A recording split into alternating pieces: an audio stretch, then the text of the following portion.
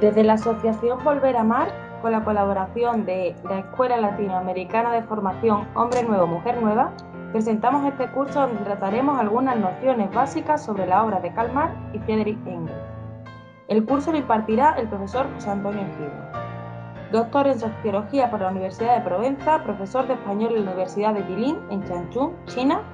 También enseñó marxismo y desde el marxismo en la República Bolivariana de Venezuela, a través de la Escuela Diplomática Pedro Gual, en la Universidad Bolivariana, en la Universidad Latinoamericana y del Caribe y en la Universidad Central de Venezuela.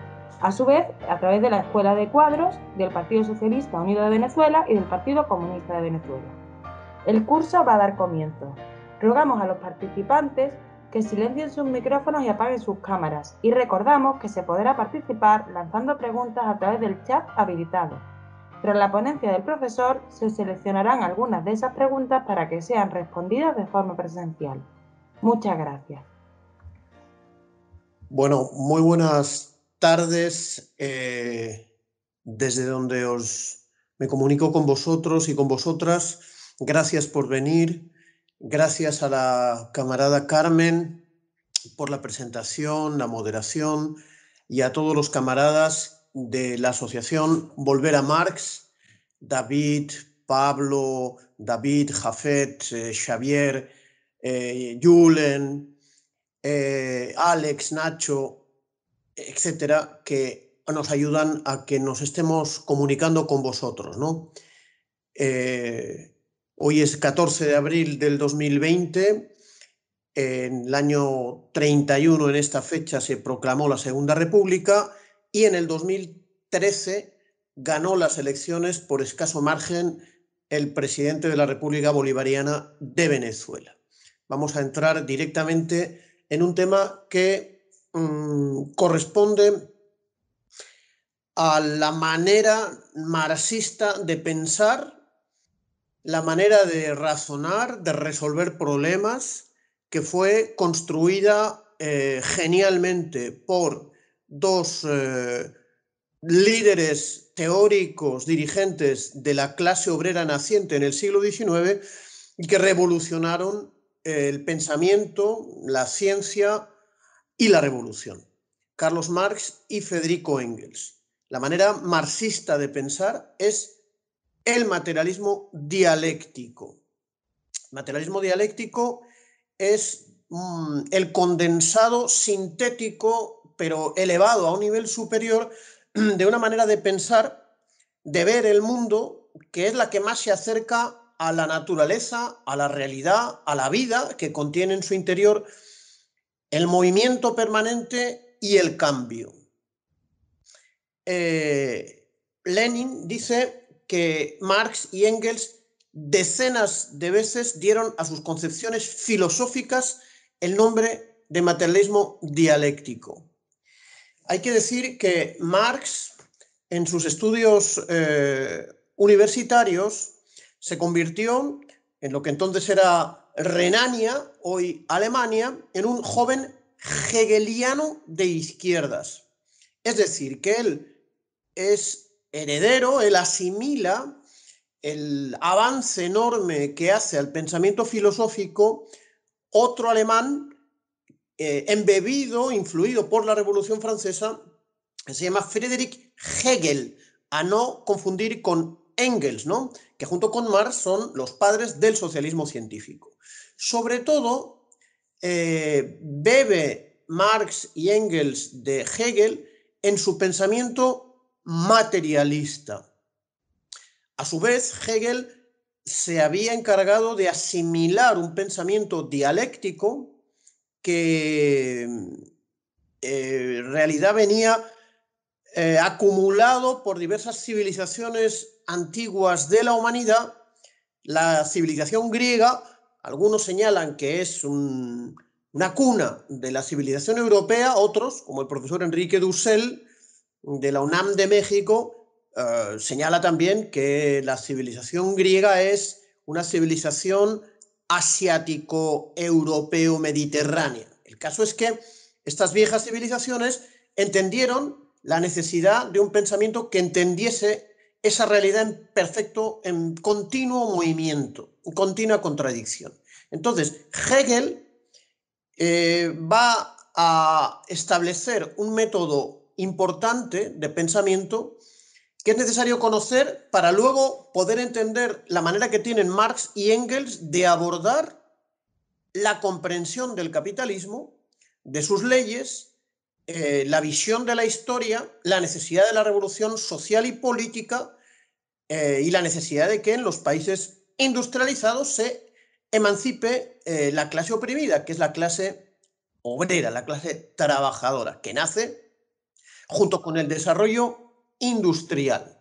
Entonces, importante señalar, digamos, la renovación que hace Hegel de un pensamiento que se fundamenta en el choque entre una tesis que se plantea como pregunta, como opinión ante cualquier problema, a la que se le opone una antítesis que es la contraria, y en el medio, como resultado de una oposición contradictoria, de un esfuerzo de reflexión, de una investigación o de una lucha política y social, el pensamiento alcanza un nivel superior llamado síntesis.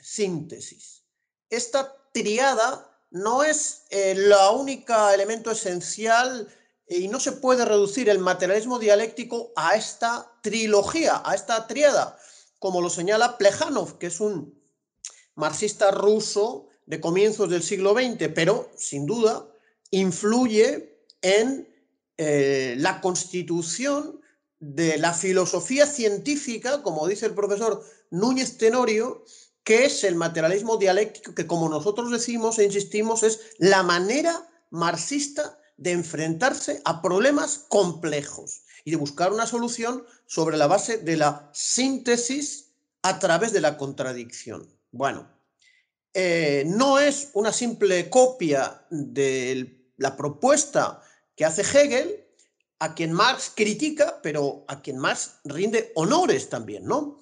Y del que se considera discípulo, ¿no? Y Marx señala que mi método dialéctico no solo difiere en su base del hegelianismo, sino que además es todo lo contrario de este. Para Hegel, el movimiento del pensamiento que él encarna con el nombre de idea es el demiurgo de la realidad, que no es más que la forma fenomenológica, es decir, la apariencia de la idea, Para mí, en cambio, el movimiento del pensamiento es el reflejo del movimiento real transportado y traspuesto en el cerebro del hombre. Quiero llamar la atención sobre la diferencia entre la dialéctica idealista de Hegel, que sí permite entender el fenómeno de cambio de la naturaleza y de la sociedad, pero que se articula en torno y que considera como centro la idea, ya sea el Estado, ya sea la conciencia, una concepción ajena al mundo real, al mundo material, al mundo del movimiento objetivo, que, como dice Marx, se traslada al espíritu del hombre, a las ideas, a los sentimientos, etc. Pero teniendo una base material y objetiva. Entonces, Marx lo que dice es que él recibe la dialéctica idealista hegeliana, que era una manera invertida de ver la dialéctica. Y al dotarle de un contenido y de una centralidad material objetiva, lo invierte y lo pone en su posición adecuada. Esa es un poco la metáfora que utiliza Marx para describir el materialismo dialéctico. Hay que destacar las obras, 3 obras de Federico Engels, que lo que hacen es desarrollar el pensamiento dialéctico. Una importante es el Anti-Düring, una crítica que hace Federico Engels a la obra de un pensador alemán, la dialéctica de la naturaleza. Hay que considerar que Engels interviene en la comprensión del mundo natural sabiendo que el mundo social humano y el mundo natural son distintos, tienen leyes en cada uno de las dos esferas, pero son leyes que no se aplican de la misma manera, ¿no? Y a veces la ventaja de esta incursión de Engels es poder entender mejor los fenómenos de la esfera social. Y luego Ludwig Feuerbach y el fin de la filosofía clásica. Lo decimos porque hay que siempre insistir en la equivalencia revolucionaria y científica de los dos maestros, que son Carlos Marx y Federico Engels. Entonces, de aquí, bueno, hay que reconocer que para entrar cabalmente al materialismo dialéctico, un gran profesor de origen húngaro, pero militante del Partido Comunista de Francia, que en 1935 crea la Universidad Obrera, que él era profesor de la Universidad de la Sorbona, Joseph Pulitzer, que por cierto, por intervenir siguiendo las órdenes del Partido de la Clase Obrera Francesa en la lucha por la liberación nacional de Francia contra la invasión alemana, fue fusilado con otros militantes en el Mont Valérien, 1941, y dejó un texto que luego ha servido para formar a muchos militantes obreros, revolucionarios y comunistas a lo largo del siglo XX, ¿no? Pero Pulitzer decía que hacía falta 3 horas. Nosotros tenemos unos cuantos minutos y, como dice el camarada Rubén Egaña, de mi barrio de Gros, nos damos por satisfechos si inoculamos en vosotros y en vosotras el amor por el pensamiento dialéctico como una manera realmente profunda y revolucionaria de entender los problemas de la vida social, de la lucha política e incluso de la naturaleza y de la ciencia. Entonces, he optado por describir algunos conceptos que están presentes en el materialismo dialéctico y con eso construir una explicación y un acercamiento a la teoría filosófica del materialismo dialéctico. Entonces, Lenin señala que el materialismo, de completo acuerdo con las ciencias naturales, considera la materia como primario y considera como secundario la conciencia, el pensamiento y la sensación. Es decir, una concepción idealista, como la de Hegel, entendería que lo primero, lo fundamental, es la conciencia, el pensamiento y la sensación, y lo segundo es la materia. Y la materia es la vida real, en una obra que se llama Materialismo y Empirocriticismo. Marx y Engels critican el mal materialismo, ¿no? Lo condenan, y principalmente el antidialéctico. Es decir, hay un materialismo metafísico que niega el cambio, la contradicción y el continuo movimiento. Pero lo condenaron desde el punto de vista de un materialismo más elevado, más desarrollado, el materialismo dialéctico. La materia es todo lo que nos rodea, es la realidad objetiva, es la naturaleza. Y Engels insiste en su obra sobre Feuerbach, el mismo espíritu no es más que el producto superior de la materia. La dialéctica, hablaremos y repetiremos esta palabra que viene de la antigua Grecia, de Demócrito, de Pitágoras, de Platón. Para Engels son las leyes más generales del movimiento de la naturaleza y el pensamiento humano. Es una ciencia del pensamiento que no tiene que ver ni con ficción ni con misticismo, señala además Toroski en un texto. El idealismo es una corriente que dota de poderes trascendentales y mágicos a las ideas, a la que se sumó Hegel, el maestro de Marx, que Marx superó. Platón fue en la antigüedad su principal impulsor. Concebía el mundo como un reflejo de las ideas. La Iglesia católica y su escisión, la Iglesia protestante, luterana y calvinista, solo permitieron en la Edad Media y en el Renacimiento, en la primera parte del Renacimiento, el idealismo. Digo la primera parte porque el Renacimiento luego desarrolla una forma materialista que impugna esta visión clerical e idealista que se vincula desde luego a una fuerza sobrenatural ajena a la materia, que sería el motor de la vida natural y de la vida humana, ¿no? El marxismo, hay que señalar que no niega las ideas, ensalza las ideas, valoriza las ideas de los seres humanos.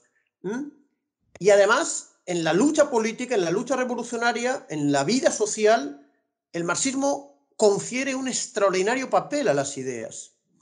Como dice el filósofo marxista-leninista venezolano Núñez Tenorio, la frase de Marx, que las ideas se transforman en una poderosa fuerza material cuando prenden en las masas, cristalizó en 1 y 1000 combates del pueblo. Es decir, frente a quienes impugnan a Marx y a Engels diciendo que ellos establecieron una determinación económica, que todo absolutamente es económico, que fuera de la economía no hay absolutamente nada, que no hay voluntad libre de los seres humanos y que por tanto tampoco hay posibilidad de cambio político ni revolucionario, está la frase poderosa de Carlos Marx que dice, fijaros la importancia y la profundidad, pero además cómo se confirma en la realidad esta frase, ¿no?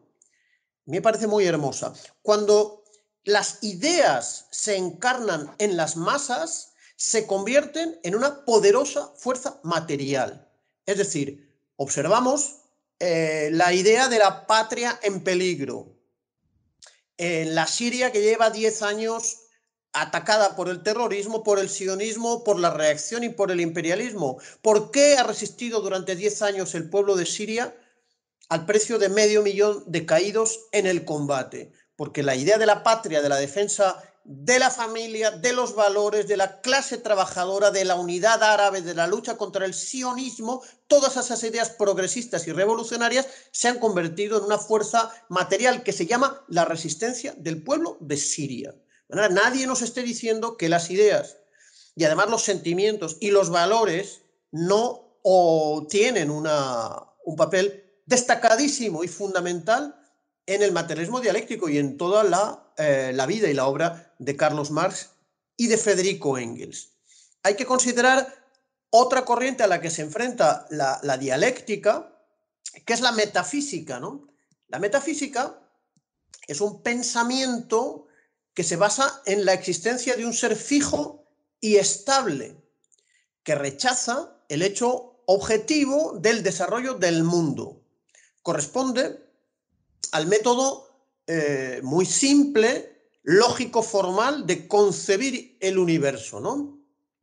En este pensamiento metafísico lo fundamental no es el movimiento, sino la detención, la parálisis, la fijeza, la inmovilidad, que es lo que a veces uno retiene cuando observa superficialmente los fenómenos de la naturaleza.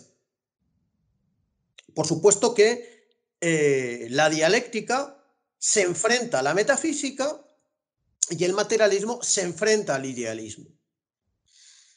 Cambio es el principio fundamental de la dialéctica, ya que todo está sometido a un proceso constante de cambio, de movimiento y de desarrollo, y también de proceso, que es una palabra latina que significa marcha adelante. Otro elemento muy importante y que además es el punto esencial del materialismo dialéctico es la contradicción, porque el pensamiento dialéctico no se basa en la idea de cambio y movimiento, sino que integra ambos fenómenos surgidos de la contradicción. Y aquí volvemos a recordar lo que hemos dicho al principio, cómo la tríada hegeliana señalaba que de la contradicción de tesis, de la lucha, de la oposición, de la tesis frente a la antítesis, surge una posición elevada de conocimiento que es la síntesis. Es esa contradicción, esa lucha, es la que permite avanzar el pensamiento, la ciencia, la lucha política, los avances científicos, etc. La contradicción reside en el corazón de la materia. Es una característica fundamental del ser. A veces el poder político niega la contradicción, ¿no? Porque quiere mantenerse eternamente y no sabe que el fenómeno del poder político, de la estabilidad del Estado, etcétera, de los partidos, de las organizaciones, de las empresas, están sometidas también a contradicciones, como todo en la vida social y también a la vida biológica. La investigación. Esto es importante porque el simple método y la simple filosofía científica del materialismo dialéctico no es un medio para conocer las cosas sin haberlas estudiado e investigado, sino el método que sirve para estudiar, para hacer la investigación y para llegar a observaciones oportunas y a conclusiones que en algunas ciencias pueden ser definitivas y en otras ciencias pueden ser simplemente provisionales. Emplea generalizaciones elementales reflejadas en la mente de los humanos. Claro, son categorías que vienen forjadas a través del desarrollo histórico de nuestra especie, no son invenciones arbitrarias. Es un método criticado por Kant, pero que es destruido por Hegel, que desarrolla un método que incluye el movimiento y la contradicción. Frente a fenómenos complejos, las leyes de la lógica formal se rompen. En el análisis de eventos internacionales, la lógica formal no conduce a ningún resultado concreto, ¿no? Por ejemplo, si el socialismo o el comunismo es el fin de toda desigualdad, si se observa que en China popular hay un grupo de empresarios, incluso un grupo de empresarios millonarios, se deduce que China no es un país socialista. Esto es un ejemplo de lógica formal. Aparentemente es correcto, pero ignora el materialismo dialéctico y el materialismo histórico, donde se estudian el modo de producción, las condiciones históricas, la valoración global, el rol histórico, la política del partido, los objetivos en el corto, en el mediano, en el largo plazo, y se queda con lo meramente fenomenológico, es decir, aparental. Y la lógica formal no funciona. Hay que emplear la dialéctica como manera compleja de entender los fenómenos. Fenómenos que pudieron subir de nivel científico porque Marx y Engels los estudiaron a través del materialismo dialéctico. Sin entender el materialismo dialéctico no se puede entender el manifiesto del Partido Comunista, ni se puede entender tampoco El Capital de Carlos Marx, su obra económica más importante. Por ejemplo, el comienzo del manifiesto del Partido Comunista, una obra redactada por Marx, pero firmada a petición de Marx también por Engels, porque la obra previa de Engels, sobre todo Fundamentos del Comunismo, inspira a Marx para redactar esta obra tan importante, Manifiesto del Partido Comunista. Al comienzo, como digo, cuando analiza las condiciones de surgimiento del capitalismo, Marx ensalza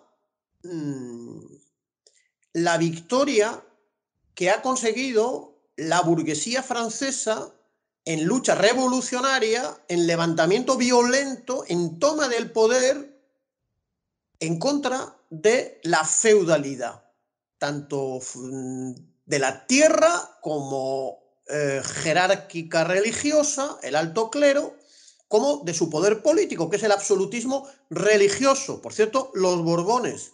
De manera que el manifiesto del Partido Comunista, al comienzo, explica y señala que la burguesía francesa, al destruir revolucionariamente el feudalismo, cumplió un rol universalmente positivo. Quien no lee todo el manifiesto del Partido Comunista, quien tiene una visión no dialéctica, sino lógico-formal, entendería que Marx, en vez de ser un teórico contra el capitalismo, es un teórico a favor del capitalismo. Es otro ejemplo de a dónde nos conduce la lógica formal, porque entendiendo el materialismo histórico, Marx y Engels atribuyen un rol positivo e incluso revolucionario, pero que no dura mucho, porque ese capitalismo industrial en los países occidentales, Francia, etcétera, lo que va a hacer es desarrollar la clase obrera, que va a ser la clase llamada a tener un nuevo rol revolucionario en contra de la burguesía que había tomado el poder a partir de 1789. Pero entendiendo la lógica del materialismo histórico, tiene en un momento puntual un rol revolucionario para después tener lo contrario, un rol contrarrevolucionario, la burguesía. Entonces, la naturaleza, para Engels, en su obra Dialéctica de la naturaleza, en última instancia, el funcionamiento de la naturaleza es dialéctico. El descubrimiento por Darwin, también en el siglo XIX, y los descubrimientos científicos del siglo XX confirman lo que vamos a decir en relación a Darwin.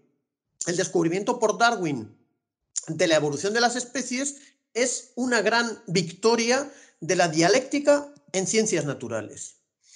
El mecanicismo es un peligro al que se enfrenta el materialismo dialéctico. Es una visión dogmática que no contempla el rol y voluntad de las personas y organizaciones formadas por personas, por militantes, y reduce la historia a las fuerzas productivas.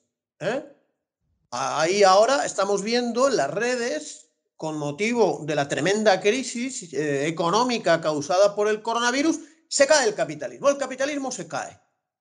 El liberalismo y el neoliberalismo se cae simplemente porque entramos en una recesión.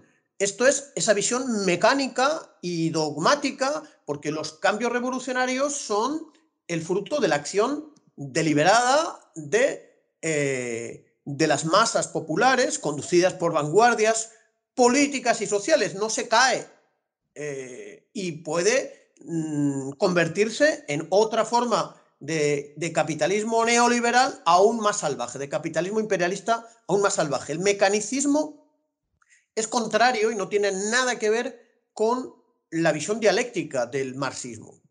Y luego la libertad es muy importante considerarla, ¿no?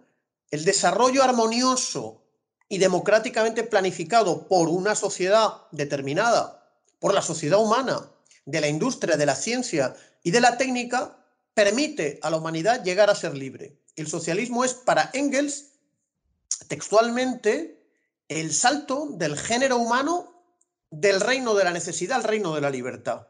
Los humanos no somos absolutamente libres, como afirma la concepción idealista liberal burguesa, que es la concepción que expresaba Trump, que expresaba este señor Johnson. Por supuesto, no tenemos que confinar a la gente, todo el mundo es muy libre. Es la concepción extremista y responsable liberal burguesa de la libertad, sino que estamos condicionados por los límites reales de la sociedad y de la época, de las condiciones en las que vivimos. Y luego las matemáticas.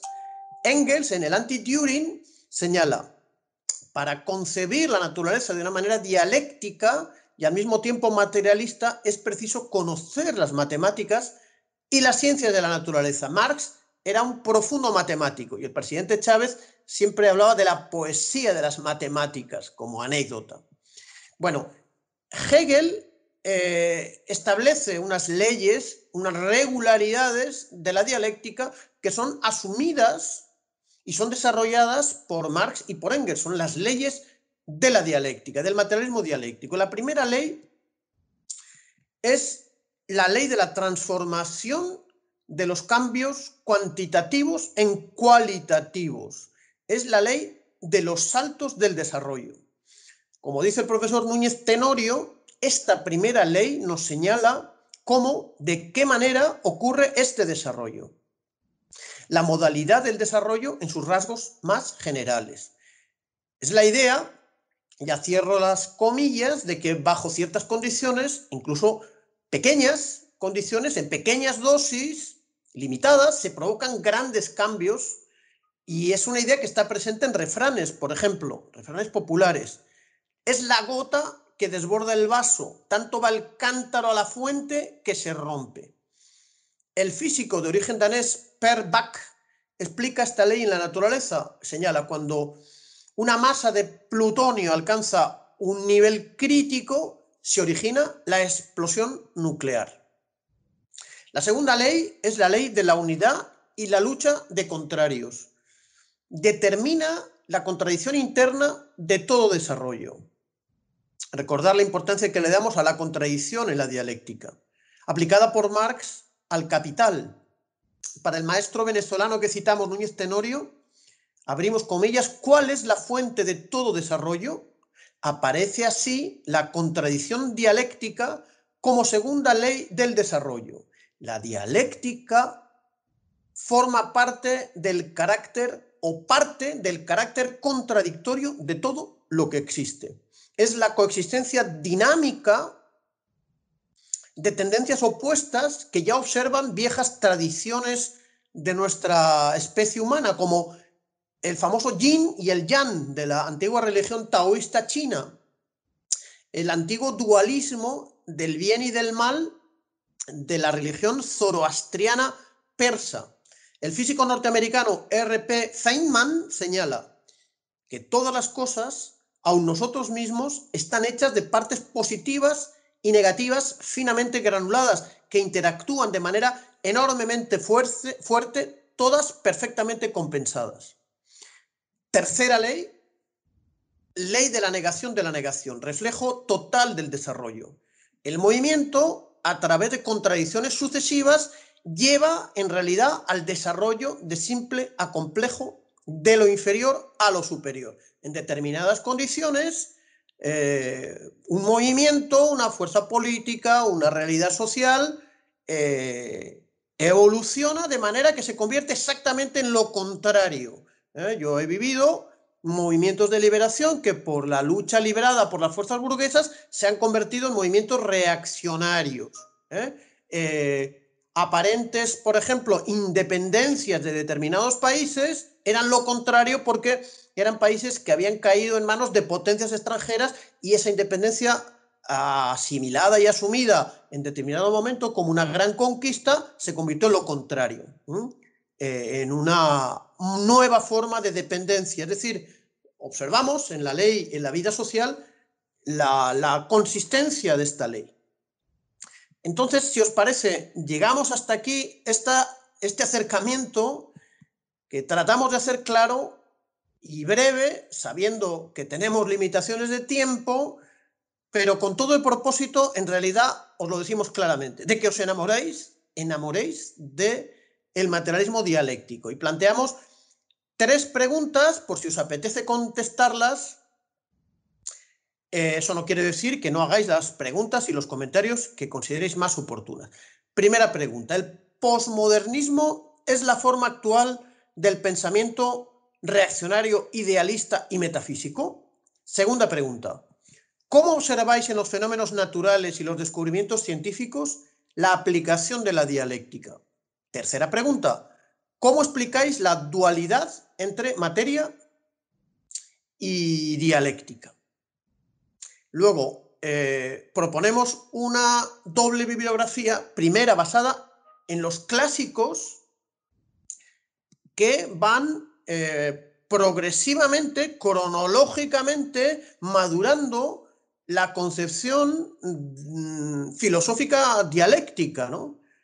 Primero la Sagrada Familia, de Carlos Marx, después La miseria de la filosofía, también de Marx el epílogo para la segunda edición del tomo primero del Capital, de Engels, el Anti-Turing, primera parte, la filosofía, también de Federico Engels, el capítulo segundo, Idealismo y materialismo, en su obra de Ludwig Feuerbach y el fin de la filosofía clásica, y por último, de Federico Engels, La dialéctica de la naturaleza. Y luego proponemos 2 manuales. de George Politzer, el camarada profesor mártir de la horda nazi invasora de Francia, Principios elementales de filosofía. Un camarada ayer me decía que es lo que estudiaban en la Universidad de Deusto en Bilbao y que todos los apuntes se lo llevó la policía de Franco en el año 1975, pero recordaba esa obra que sirvió para su formación. Y luego, del camarada Sergio Mario Guili, el director de la escuela ELAF, Escuela Latinoamericana de Formación, Hombre Nuevo, Mujer Nueva, que además de un gran divulgador del marxismo, es un científico que reforma en el buen sentido, que está reflexionando colectivamente desde el marxismo para actualizarlo y para proponer una discusión muy amplia, y nos parece muy interesante lo que plantea. Su obra Marxismo, Caos y Complejidad, del 2008. Con esto, si os estáis de acuerdo, si está de acuerdo Carmen, damos por iniciada la fase de las preguntas y de las respuestas. Hay varias preguntas que se han ido haciendo ya. Voy a intentar a ver si nos da tiempo a contestar las máximas posibles. Bueno, Martín, que esta es la más extensa, por eso sobre todo tiene un gran recorrido en su exposición y por lo tanto vamos a empezar con esta. Martín pregunta, no pocos académicos burgueses sostienen que el camarada Lenin, en 1914, Cuaderno Filosófico, habría realizado una ruptura epistemológica producto de haber estudiado por primera vez la dialéctica hegeliana, que invalidarían el carácter dialéctico de trabajos anteriores, como es el caso de Materialismo y Empirocriticismo, de 1908. Ahora bien, por otro lado, se conocen los testimonios de su hermana Ana y de su compañera Krupskaya, que sitúan sus lecturas antes de 1908, más precisamente durante su confinamiento en Siberia. En este sentido y con posterioridad a 1914 hay que sumar el prefacio del propio Lenin en 1920 a una reedición de Materialismo y Empirocriticismo, donde no solo propone cambios en su trabajo anterior, sino que incluso confía en que ayude a conocer la filosofía del marxismo. ¿Cuál es su opinión al respecto? Rindo homenaje a la erudición del camarada, porque yo tengo que reconocer que la obra que he manejado es Materialismo y Empirocriticismo.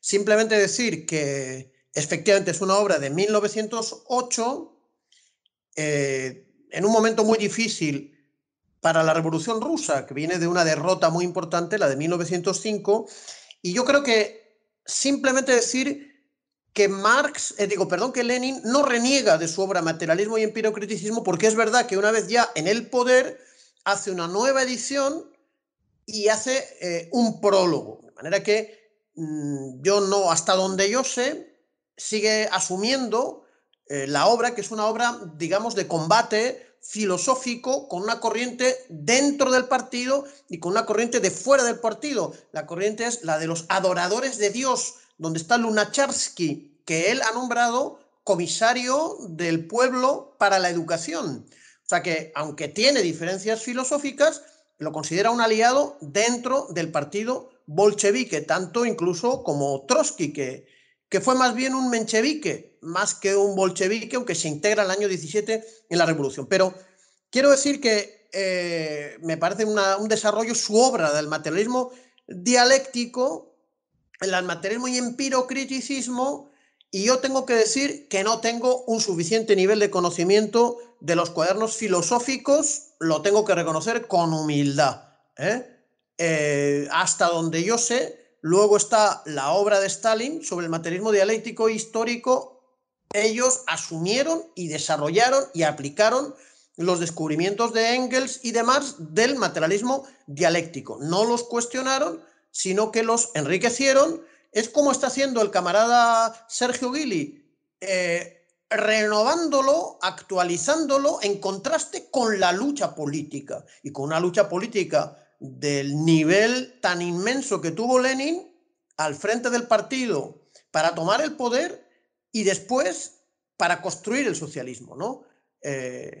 Y su manera de pensar a la marxista le sirvió para tener en esa obra un éxito absolutamente espectacular. Duró 75 años la construcción del socialismo y permitió a la humanidad entrar en una nueva fase de transición del capitalismo al socialismo, en la que todavía estamos, independientemente de que haya caído o no la Unión Soviética. Eso es lo que puedo decir. Y agradecerle una pregunta tan profunda y tan erudita la del camarada, ¿no? Marc Torres pregunta, atendiendo al funcionamiento de la dialéctica, ¿el marxismo prevé cuál puede ser la contradicción de una futura sociedad comunista? Esto teniendo en cuenta que supondría el fin de las clases sociales y de la política tal y como la conocemos. Bueno, en aplicación del materialismo dialéctico al materialismo histórico, la vida social dentro de la era del comunismo y en su primera fase del socialismo está atravesada por contradicciones, incluso está atravesada por lucha de clases, ¿eh? Y eso se expresó en la primera fase del socialismo y en la primera revolución obrera, el primer estado de obreros y campesinos, ¿no? Donde inicialmente se planteó una dictadura proletaria en base a la alianza obrero-campesina.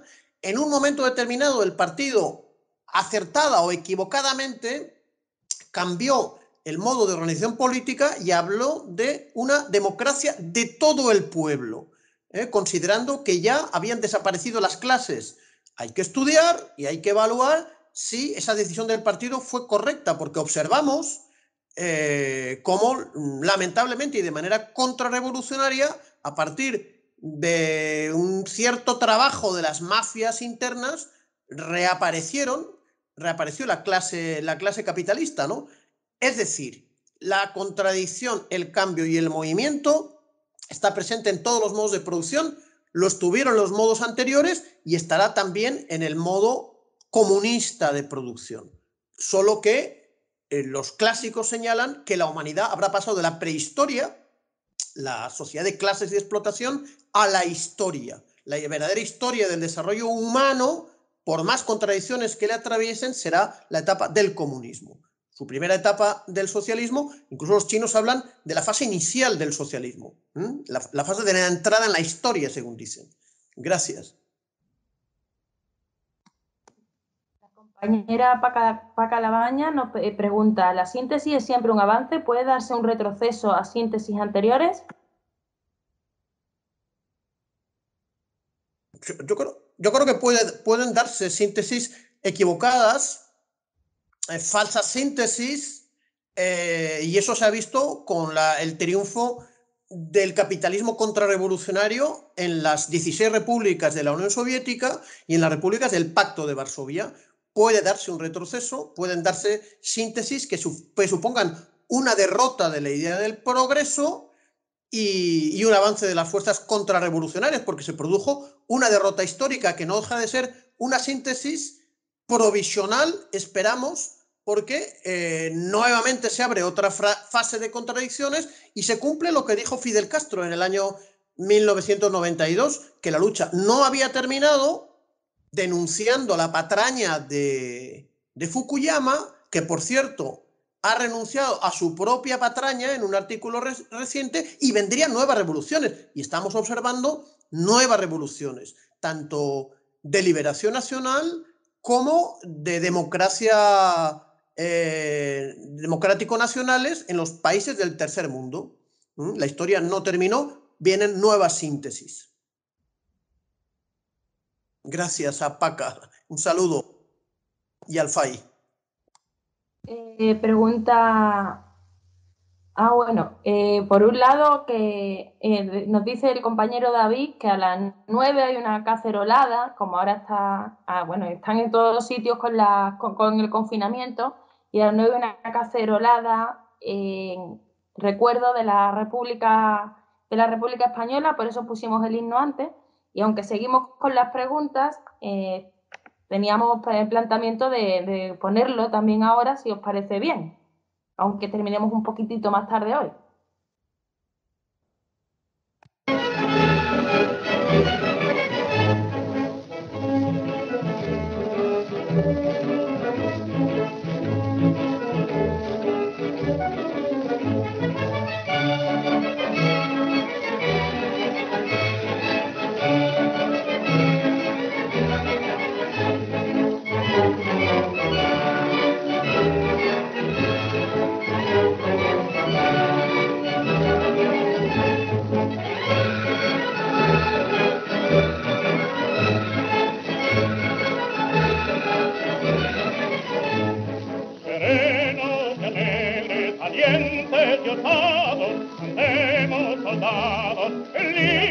salir de nuestros atentos enormes abril, y en nosotros miren los hijos del fin. Soldados, la patria nos llama a salir, juremos por ella desde a morir.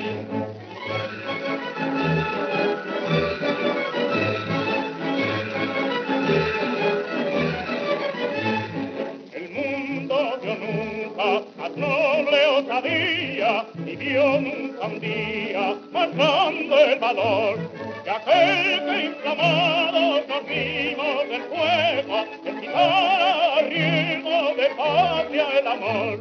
Soldados, la patria nos llama a salir, juremos por ella desde a morir.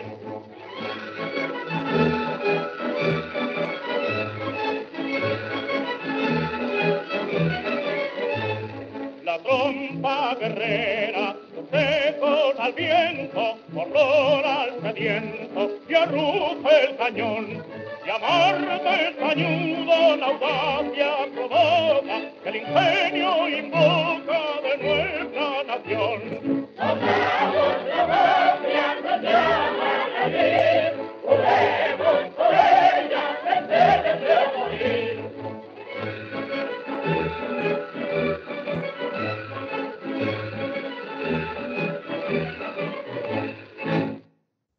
Bien, antes de continuar, creo que hay una pregunta que además hemos visto que es un debate abierto y lo hemos estado comentando antes con respecto precisamente a la República Española y su relación con la dialéctica a modo de ejemplo. Así que antes de continuar con las preguntas de los compañeros, ¿qué opinión tiene al respecto, profesor? Bueno, tiene que ver con la visión del materialismo dialéctico respecto a este hecho político, ¿no? Porque formalmente, digamos, el Partido Comunista Español, el año 31, era un partido inmaduro, no dominaba la filosofía científica y se opuso como república burguesa a la república democrática y al derrocamiento de la monarquía. No entendió bien que la contradicción era un progreso democrático, una derrota de las fuerzas más reaccionarias y que la clase obrera tenía que tomar una parte activa. Al no tomar una parte activa en este proceso, quedó marginada, la hegemonía fueron a las fuerzas republicanas de la clase media y este error condujo a una inicial derrota de la clase obrera y al final fue la clase obrera y campesina aliada también a la clase media republicana, pero la clase obrera tuvo un rol muy importante en la defensa de la República Democrática, que siempre fue una república burguesa, pero ahí ya, para el año 36 hasta el 39, el Partido Comunista de España había asimilado el materialismo dialéctico y entendido cuál era su rol al frente de esa lucha democrática. Eso por un lado.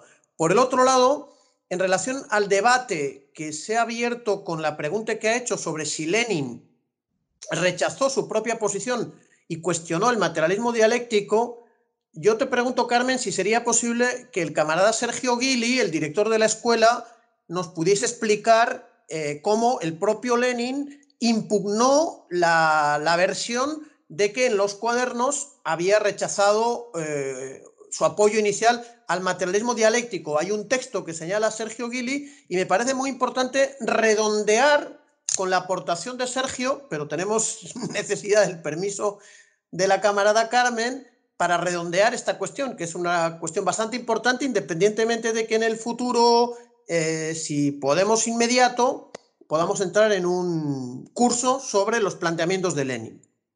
¿Qué te parece, Carmen? Como hoy también nos estamos saltando un poco, digamos, la estructura habitual, creo que también es posible. Si Sergio, simplemente con habilitar el micrófono, pues... Hola, ¿qué tal? Buenas tardes, buenas noches. Acá son las 4 de la tarde. Un saludo muy grande, José Antonio, una alegría poder verte con esta magia de Internet. Brevemente, realmente, bueno, primero felicitarte por la clase, la verdad que estuvo extraordinaria y muy nutrida de elementos, ¿sí? Un primer dato es que el texto que alude, quien alude acerca de esto es Néstor Cohen, nuestro amigo común, mi estimado José Antonio. Y efectivamente lo que plantea es que sobre el problema de la dialéctica habría una especie ¿cómo decirlo?, de contraposición en relación a materialismo. Sergio, ¿alguien más tiene encendido el micrófono? Por favor, que lo cierre. Hace mucho ruido porque Lenin dice que nuestro sentido fotografía la realidad. Y eso para los posmodernos es casi como una especie de herejía, ¿no? Efectivamente, si nuestro sentido no fotografía la realidad, nosotros, digamos, no nos vamos a poder adaptar a un mundo donde hay una incertidumbre enorme y donde efectivamente tenemos que captar información de nuestro entorno para poder accionar con ese entorno en tiempo real. Eso es nuestra conciencia. Digo, y Lenin plantea la palabra fotografiar porque estaba peleando con los empiriocriticistas que decían, no, nosotros solamente vemos nuestros sentidos. En el texto sobre el problema de la dialéctica, Lenin da unos cantidad de giros dialécticos muy interesantes. Dice, bueno, nosotros en el camino, en la espiral del conocimiento, lo que nos puede pasar es que un aspecto del conocimiento se nos puede transformar en una recta y así nos vamos de esa espiral del conocimiento por el abultamiento de uno de los aspectos del conocimiento, dice Lenin. Y dice que el idealismo, por lo tanto, no es un simple absurdo.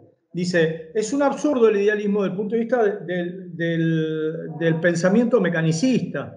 En realidad el idealismo tiene sus bases en la realidad, pero es un abultamiento de un aspecto de la realidad en el camino, en esta espiral de conocimiento. Por otra parte, hay dos elementos que refutan a Cohen. Por un lado, lo que vos mencionaste, y me parece que hay que machacar y mencionar una y otra vez, el marxismo es todopoderoso porque es exacto. Esa frase es de un texto que creo que es del 13, del 14, que es 3 fuentes y 3 partes, y que es más o menos como estaba haciendo los cuadernos filosóficos. O sea, no puede en un texto decir el marxismo es todopoderoso porque es exacto y en otro texto decir, bueno, nos entregamos a una lisergia irracionalista e idealista. No existe eso. Y por otra parte hay otro texto que ahí lo mencioné, que es el del 22, en defensa del materialismo militante, donde dice claramente, sigamos las últimas tendencias de las ciencias naturales porque ahí es donde nos van a descalabrar. En cada novedad científica nos van a descalabrar si nosotros no estamos a la altura del avance de la ciencia. Si no estamos a la altura de la ciencia, dice Lenin en el 22, cuando ya estaba en el poder, con un montón de problemas, pero sin embargo se dedicaba a estos temas, dice, el materialismo no va a poder ser ni materialismo ni militante, ¿sí? Así que bueno, José Antonio, te agradezco el espacio y me parece que hay una batería de respuestas a esta tergiversación coaniana, ¿no? Muchas gracias. Te agradezco yo a ti, un saludo, Sergio, un saludo grande. Mira, estoy con la parra en el fondo. Que ya veo, y con un sol envidiable. Un saludo a la Argentina y a Lanús. Gracias. Bien, continuamos con las preguntas. Diego preguntaba, me gustaría preguntar si la teoría e ideología anarquista tiene alguna base científica. El anarquismo, representado por Bakunin, por Kropotkin, es derrotado filosófica, políticamente por Marx y por Engels. Tiene mucho que ver con el socialismo utópico, que también había sido derrotado, y la demostración práctica en estos 150 años es que carece de un análisis objetivo de la realidad y por lo tanto no tiene un programa político sobre el que asentar la liberación de los trabajadores y de las clases oprimidas, ¿no? Eso es lo que puedo responder, ¿no? Alberto Gómez preguntaba si podíamos considerar al trotskismo como mecanicista. El trotskismo efectivamente es mecanicista, es voluntarista, independientemente de lo que pudo haber escrito de interesante su fundador, pero en la práctica es lo mismo, ¿no? Siendo la práctica un criterio muy importante de la verdad social, de la verdad histórica, el trotskismo jamás ha conseguido salir de la lógica formal del mecanicismo ni conducir ninguna revolución triunfante. Eso significa porque epistemológicamente tiene muchos problemas para asimilar el materialismo dialéctico y ejerce como una dificultad añadida a la lucha del movimiento obrero revolucionario y de los pueblos oprimidos. Alberto Gómez pregunta, habida cuenta del carácter monista del marxismo-leninismo, ¿cómo se puede conjugar las creencias religiosas con ello? Lo pregunto porque, nos guste o no, es un hecho histórico la existencia de cuadros muy valiosos en el movimiento comunista, especialmente en Latinoamérica o incluso en el mundo árabe. Bueno, de cuadros valiosos se refiere a cuadros valiosos religiosos, supongo. Mira, hemos comentado varias veces, ¿no? Marx y Engels defienden la emancipación de los oprimidos que tienen también convicciones religiosas. A lo que se opone Marx y Engels y el marxismo es a que los oprimidos sustituyan un programa eficaz, político, social, de búsqueda de la felicidad, dicho así en resumidas, por imprecaciones e imploraciones al Altísimo, pasivamente esperando que de los cielos, de las nubes, de la otra vida, del misticismo, de la superstición, de los santos, de los ángeles, vayan a venir soluciones a la opresión material, a la infelicidad de las masas, a la explotación, a la guerra, al fascismo, al desempleo y a todos los males de los oprimidos bajo el capitalismo y bajo todas las sociedades de clases opresivas. Pero antes, fijaros que esa frase de Marx de que cuando las ideas se encarnan en las masas, se convierte en una fuerza material, se aplica, y más lo aplicaría a los movimientos revolucionarios que tienen un componente religioso y que eso ayuda a que sea una fuerza eficaz revolucionaria, como decía el compañero, en América Latina, como pasó en muchas repúblicas soviéticas, en la que las masas musulmanas, siendo libres en el ejercicio de su fe religiosa, contribuyeron a la construcción del socialismo y del comunismo en la Unión Soviética y fueron siempre leales a la Unión Soviética socialista. Pregunta Jesús, ¿la destrucción ambiental es la contradicción que sentencia a muerte al modelo de producción capitalista? Cuando el capitalismo destruye las fuerzas de la naturaleza para aumentar la plusvalía, para saquear a los pueblos y a las propias fuerzas naturales, aumentando, como digo, su ganancia, lo que hace es destruir la naturaleza. No destruye el capitalismo, ejerce la primera ley del capitalismo, definida por Stalin en un excelente artículo sobre la construcción del socialismo en la Unión Soviética, ¿no? Destruye la naturaleza, hace triunfar el capitalismo, lo que pasa es que también puede destruir la vida humana, que sería la base material del sistema capitalista, ¿no? Para eso se le tiene que oponer la sustitución del capitalismo por el socialismo, modo de producción que se ha demostrado ampliamente que es muy protector de las fuerzas de la naturaleza en armonía con el ser humano. Agarper pregunta, ¿cómo pueden ser compatibles los conceptos de voluntad, libertad y libertad en la dialéctica contrarios al mecanicismo con el determinismo científico? El materialismo dialéctico atribuye importancia fundamental a la libertad humana, pero entiende que la libertad se circunscribe y se limita a las condiciones objetivas, reales y materiales de la vida, de la sociedad, de cada momento histórico. No se puede sustituir de manera voluntarista las condiciones políticos sociales porque lo quieran los dirigentes o el partido o el presidente, sino que se tiene que circunscribir a la realidad con el objeto de transformarla. Y en ese marco es donde el ser humano, no puede ser de otra manera, ejerce su libertad. Bien. Laura Cano Silos pregunta, según un teórico y filósofo humanista peruano llamado Francisco Miró Quesada Cantuarias, cuyos ideales, concepción del hombre como fin y patriotismo se ven plasmados en la ideología del Partido Acción Popular, entiende la revolución como un cambio de estructuras sociales, interpretándolo de forma distinta a la filosofía dialéctica marxista. Sobre esta considera que es errada porque no admite confrontación con los hechos, ni tiene coherencia alguna con los resultados de las ciencias naturales y sociales. Así, la ideología busca la corrección del sistema con imperfecciones para la subsecuente transformación del sistema. ¿Cómo de cierto es este argumento que el filósofo humanista emplea contra la dialéctica marxista? ¿Cómo se podría rebatir esto? Hombre, se puede rebatir en el sentido de que el eje fundamental del materialismo dialéctico se tiene que confrontar con las condiciones materiales. El materialismo idealista hegeliano o el materialismo no marxista no tiene que confrontarse con las realidades materiales porque entiende que lo fundamental es el idealismo, son las ideas, el espíritu de las leyes, la dialéctica idealista, ¿no? Pero para el materialismo dialéctico, si no hay confrontación con las condiciones materiales, si no hay un ida y vuelta entre el pensamiento y la acción, no se puede llegar a conclusiones objetivas y no se aplica el método del materialismo dialéctico. Eso es lo que yo le podría decir, ¿no?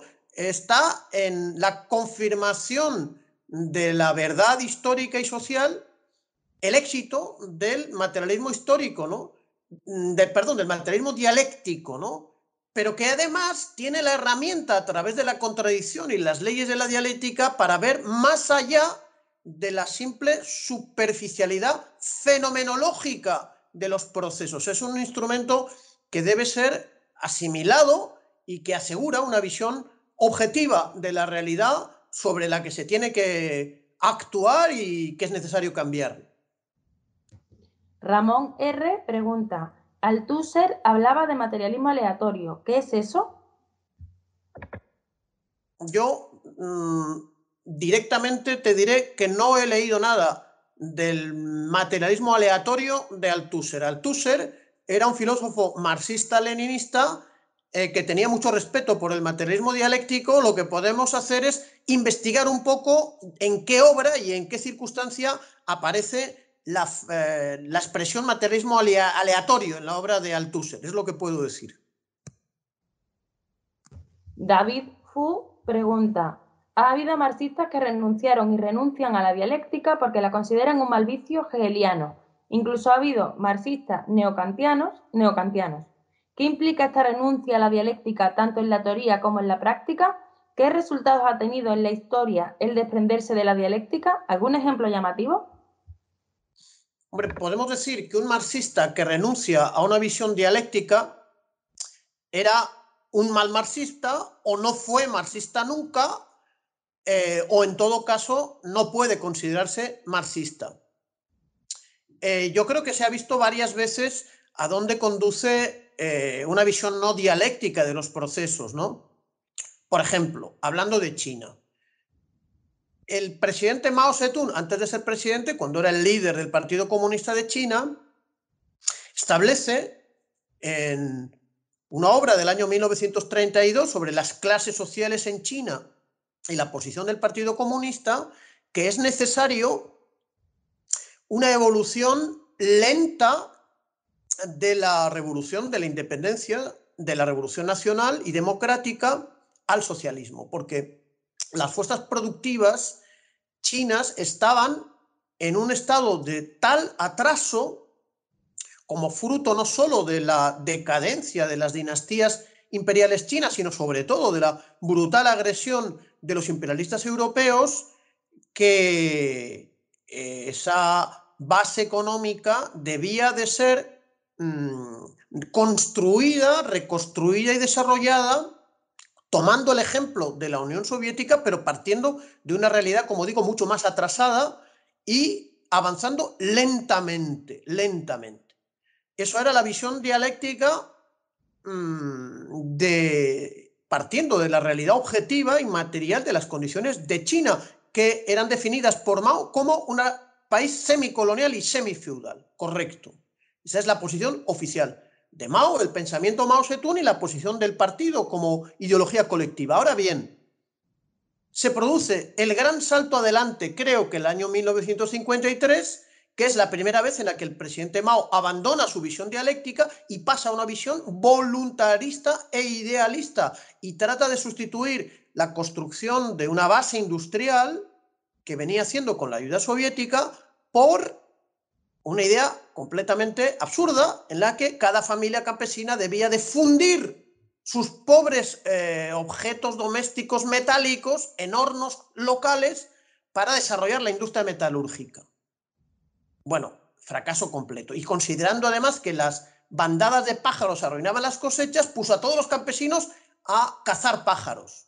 El gran salto adelante fue evaluado por el partido como un gran desastre, pero de ahí pasamos a la revolución cultural, el año 1966 al 76, que es un abandono mucho más radical del materialismo dialéctico y del materialismo histórico, y se consideró que, por la dirección de Mao, Lin Piao, banda de los cuatro, que lo que había que hacer era poner la conciencia voluntarista al frente del cambio social, ignorando la necesidad de avanzar en la construcción económica, modernizar la cultura, la ciencia, la tecnología y el nivel educativo del pueblo. Un enorme desastre, y es el ejemplo que yo le puedo poner a la petición que me hace la compañera en su pregunta. Gracias. Después aquí hay tres, preguntas, comentarios que van en relación también a una de las preguntas que hicimos generadoras, que, Mario Castro dice: el posmodernismo es la teoría del viejo Berkeley aplicado a las ciencias sociales. Entonces Agarper contestó: ¿pero qué es la posmodernidad? Y Alberto Gómez dice: yo entiendo que efectivamente el posmodernismo es reaccionario. ¿Dónde sitúa eso a la izquierda posmodernista? Es decir, habría como la gran pregunta de qué es la posmodernidad y sobre todo qué es la izquierda posmoderna, claro.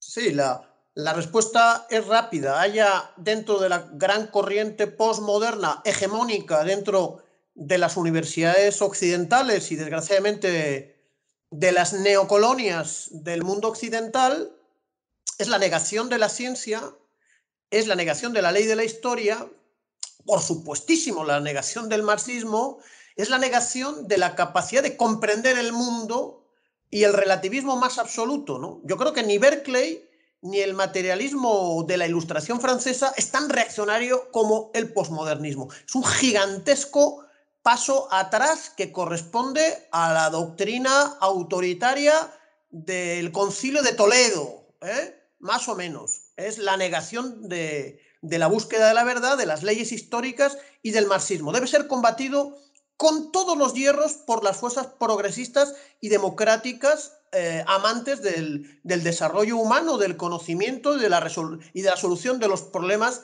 que tiene nuestra humanidad. Es el colmo. Es, como dice Lenin, la expresión del capitalismo de los monopolios, que es su fase más reaccionaria. Y como dice George Lukács, es todo un asalto a la razón, el posmodernismo. La izquierda del posmodernismo es igual que la derecha del posmodernismo, se quiera disfrazar de lo que se quiera disfrazar. Nos da exactamente lo mismo. Gracias por los comentarios. Jorge pregunta: ¿cómo aplica el materialismo dialéctico en la República Popular China? Bueno, aplica sobre la base de la comprensión del estudio inicial realizado por el Partido Comunista de en qué sociedad estaba viviendo, a qué sociedad servía, qué sociedad debía transformar, cuáles eran las verdaderas contradicciones, y de ahí establecer la política del partido. Inicialmente, vuelvo a repetir, en los años 30, una posición correcta de realizar una larguísima nueva política económica. Sueño con estudiar la obra de Lenin y la construcción del socialismo en la Unión Soviética, y ya explicaremos lo que era la NEP, la nueva política económica, es decir, la alianza con la burguesía nacional.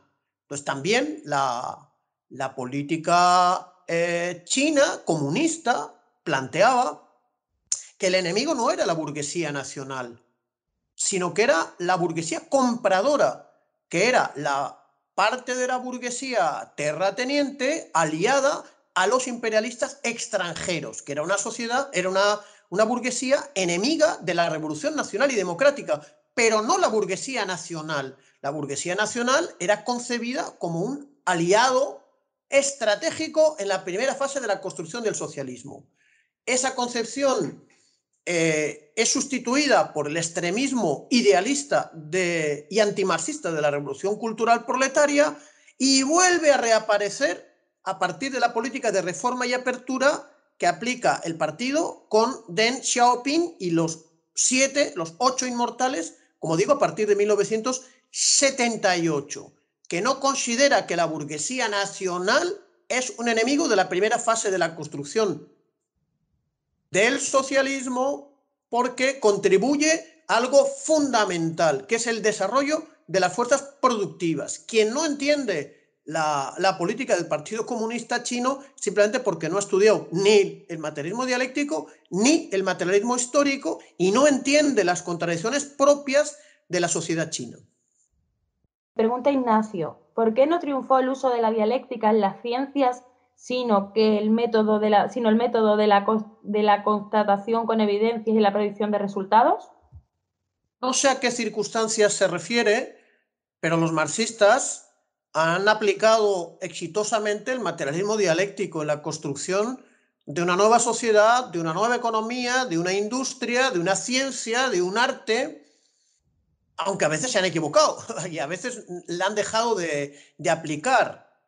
Está el caso de Lysenkov, si no recuerdo mal, Lysenko, que fue un sabio soviético que dijo que la genética era una ciencia burguesa y dejó de aplicar el estudio de la genética. Fue un caso de dogmatismo, pero también en el socialismo soviético se aplicó muy creativamente el materialismo dialéctico y permitió la construcción de una industria moderna que hizo de la Unión Soviética el corazón de la construcción socialista, que le dio la base industrial que necesitaba China popular, pero también en las ciencias sociales ha brillado con luz propia, ¿no? En las ciencias históricas, en las ciencias jurídicas, en el arte. Es inevitable cometer errores. Esos errores forman parte de una fase nueva, liberadora, revolucionaria, creadora de la sociedad humana, que está empezando desde un punto de vista histórico. El capitalismo tiene 1000 años y la sociedad de clases puede tener 10.000 años. El socialismo práctico tiene 100 años, ¿no? Tiene un poco más de 100 años, ¿no? Es lógico que haya errores. Toda obra humana está atravesada por sus contradicciones, ¿no? Lo que pasa es que sí creemos que la construcción del socialismo ha sido una síntesis superior, democrática, liberadora, como se constata continuamente y todos los días, viendo con ojos objetivos la barbarie a la que somete el sistema capitalista imperialista a los pueblos del mundo, incluyendo sus propios pueblos, ¿no? Eso es lo que puedo decir. ¿Hasta qué punto puede mutar el posmodernismo en fascismo, teniendo en cuenta que tiene bases filosóficas comunes e incluso algunas concepciones en común, idealismo, voluntarismo, etcétera? A mí sí me parece que hay una relación entre el posmodernismo y el fascismo, porque comparten el ser un sistema irracional de pensamiento y comparten el odio al marxismo-leninismo y al avance revolucionario de los pueblos, ¿no? Lo combaten de distintas maneras. Uno se disfraza de modernidad, de modernismo, nos obligan a estar a la última moda, mientras que el fascismo suele tratar de apoyarse en la tradición supuesta inventada de los pueblos, ¿no? Pero tiene elementos comunes, como dice el camarada Alberto. Yo estoy de acuerdo con él, ¿no? Más que una pregunta, es una petición que nos hace Pablo Fernández. La dejo dicha también de cara a que el profesor es el que tiene más contacto con Venezuela y a lo mejor tiene más facilidad para esto, que preguntaba si se podría facilitar por algún medio el acceso a la obra Marx y la economía política de Núñez Tenorio, que cita en el documento trabajado en la sesión actual. Si sería fácil conseguirlo para poder, supongo que profundizar al respecto. Te refieres a Pablo Jiménez, ¿verdad? Fernández. Fernández. No lo conozco, a Pablo Jiménez sí. Pero Bien. Pablo Jiménez es de Venezuela y lo tendrá más fácil, supongo. Vale, no, es una obra que no está disponible. Yo la encontré al lado de la Asamblea Nacional, del Palacio Legislativo, en una feria de libros de ocasión. No tengo ni la más remota idea cómo se puede conseguir. Es un texto absolutamente maravilloso, un poco rotito, pero que es una obra absolutamente genial. Yo creo que no están lo suficientemente reivindicados como merecen los grandes autores revolucionarios del marxismo venezolano, ¿no? Corresponde al pueblo venezolano reeditar estas obras y dejarse de Ludovico Silvas y de idealistas antisoviéticos y volver a los grandes, Salvador de la Plaza, Federico Brito Figueroa, el gran José Rafael Núñez Tenorio, Rodolfo Quintero, Armando Córdoba, cuyo nieto está con nosotros en este curso. Hay un gran tesoro que al pueblo venezolano le ayudaría mucho. Yo hice una larga investigación, un largo artículo y seguramente una corta investigación respecto a la aportación de los sabios marxistas-leninistas a la academia venezolana, ¿no? Y no puedo hacer nada, no sé cómo se consigue ese libro.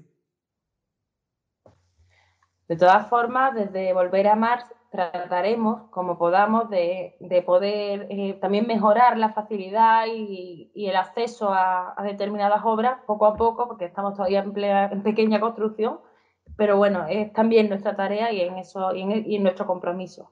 Bien, voy a la primera pregunta. Es de Joseba Alzairu, que dice: ¿cuál es la contradicción principal del trabajo no productivo? Esto es de un trabajador que hace supervisión como el que lleva el mantenimiento de una máquina. ¿Es el futuro de la destrucción del valor de cambio y de la expropiación del trabajo, como se afirma en Locundrice? ¿Cómo lo entiende la doctrina marxista-leninista más adelante dicha contradicción? Yo creo que un trabajador que mantiene una máquina no es un trabajador no productivo, ¿no? Es un trabajador altamente productivo. Si la maquinaria no tiene mantenimiento, no hay máquina, por lo tanto, no hay producción, ¿eh? O sea que la contradicción con respecto a qué el trabajador, la economía y la producción está formada por trabajadores de tres sistemas: los servicios, la agricultura, la industria. Aparentemente hay algunos trabajadores que no producen objetos materiales, pero producen servicios, y son trabajadores absolutamente fundamentales para la sociedad, ¿eh?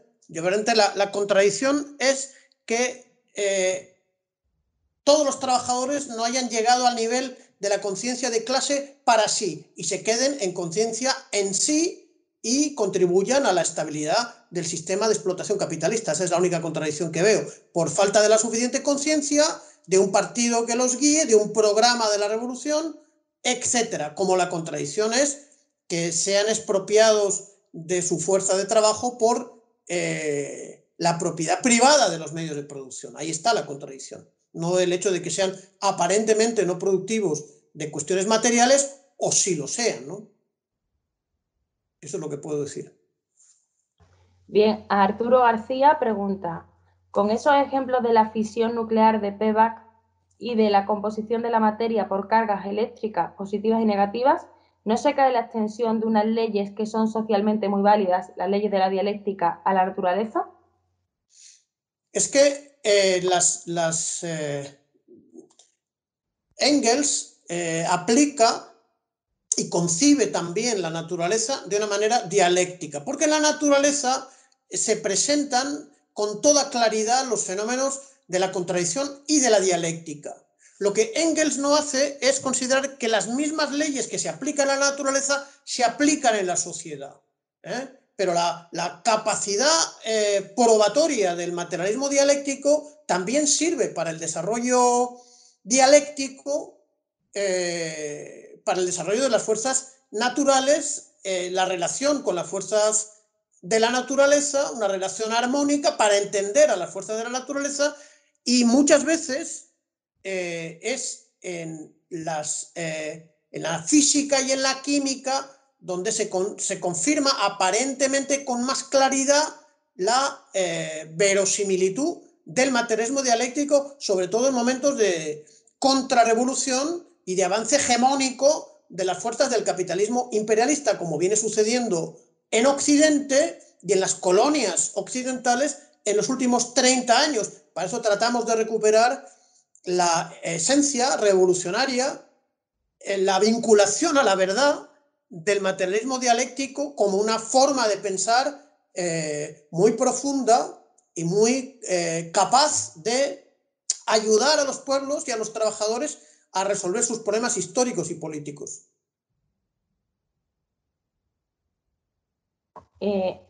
David Alcázar pregunta, ¿es la incomprensión del materialismo dialéctico por autodenominados marxistas la base de todas las desviaciones ideológicas, del dogmatismo, del sectarismo, del mecanicismo, por desgracia, tan extendidas en nuestro movimiento?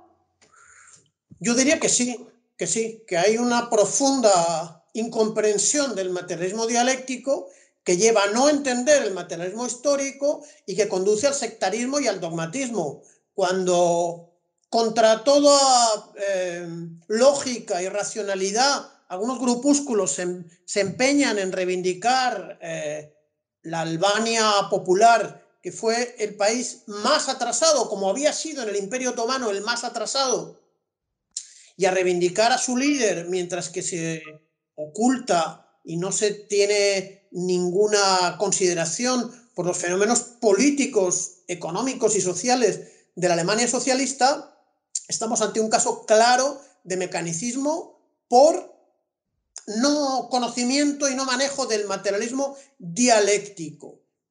Y en respecto a las políticas interiores pasa lo mismo. Cuando se está exigiendo a Venezuela que no nacionalizó todo y no se sabe, no se entiende que Venezuela es un país oprimido y explotado del tercer mundo, obligado a ser un exportador de petróleo con muy poca capacidad industrial, porque se piensa que Venezuela está igual de industrializado que la cuenca del Ruhr. Es otra expresión del mecanicismo y del olvido de la recomendación que hace Lenin de hacer el análisis concreto de la situación concreta. Es otro elemento metodológico de la mayor importancia, ¿no? Joseba Alzairu otra vez pregunta, ¿las acciones espontáneas de la clase trabajadora pueden traer una siguiente fase del desarrollo de los medios de producción? ¿O solamente las organizaciones de las masas mediante el partido pueden desembocar en la siguiente fase del desarrollo de los medios de producción? ¿Se han desarrollado de manera plena los medios de producción bajo el capitalismo? Hombre, en el capitalismo de los monopolios, la acción espontánea de la clase trabajadora no conduce al desarrollo de las fuerzas productivas, porque las fuerzas productivas están en manos de los dueños de las fuerzas productivas, es decir, de los monopolios, que a veces son además empresas multinacionales completamente respaldadas por el aparato del Estado, por la política, dominan la cultura, lo dominan todo. La clase trabajadora espontáneamente no puede hacer absolutamente nada. Desde un punto de vista revolucionario, ya Lenin dejó bastante claro que las acciones espontáneas de la clase trabajadora tampoco tienen mucho recorrido, si no corresponden a una orientación partidaria. Otra cosa distinta es en la construcción del socialismo, donde también se ha visto la necesidad de acomodar democráticamente las acciones de la clase trabajadora con las acciones de su vanguardia, ¿no? Y ese acomodo, esa armonía política condujo, por ejemplo, a que la Rusia soviética pasase de ser un país semifeudal a ser un país industrial moderno que pudo construir el socialismo y derrotar a la brutal Alemania nazi y además ser la base del socialismo mundial. De manera que el espontaneísmo en ninguno de los escenarios sirve para gran cosa, en mi modesta opinión. Pregunta Marina Nin, A mí me gustaría preguntar si puede explicar más a fondo cómo la evolución de las especies de Darwin es prueba del materialismo dialéctico. Creo que me ayudaría a entender mejor la dialéctica. Gracias. Bueno, Darwin hizo un recorrido de observador de las especies a lo largo del mundo y estableció la lucha de las diversas especies animales por sobrevivir y por avanzar. Tiene una obra famosa que yo le invito a que la estudie, donde lo que hace es explicar cómo las especies animales, las especies también vegetales, en un contexto de contradicción permanente, pudieron fortalecerse algunas, desaparecer otras y hacer avanzar la vida biológica en el planeta. Ese es un poco el resumen del descubrimiento que hizo Darwin, ¿no? Y que confirma la visión de la dialéctica, la visión de la vida como un continuo movimiento, como un movimiento sin fin, fundamentado en la contradicción continua.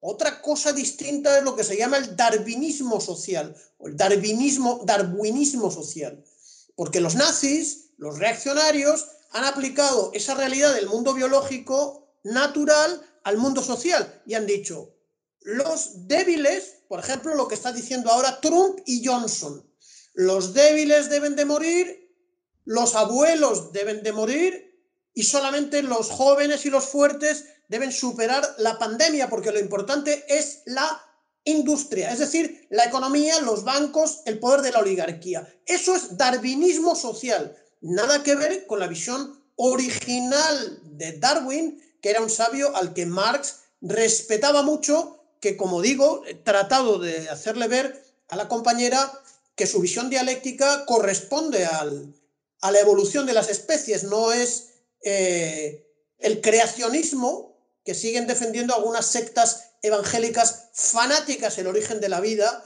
ni siquiera el Big Bang, que era una manera también moderna de hablar de un ser superior que mediante el estallido de la materia había creado la vida. No. Hay una continua evolución y en el caso de las especies animales, Darwin está confirmado que sus hipótesis son completamente acertadas y reales. JM preguntaba algo que yo creo que requiere de bastante más extensión, pero bueno, a lo mejor alguna pincelada. Decía que sí, podría hablar un poco sobre la época de Brezhnev en la URSS. A la luz del materialismo dialéctico, supongo, ¿no?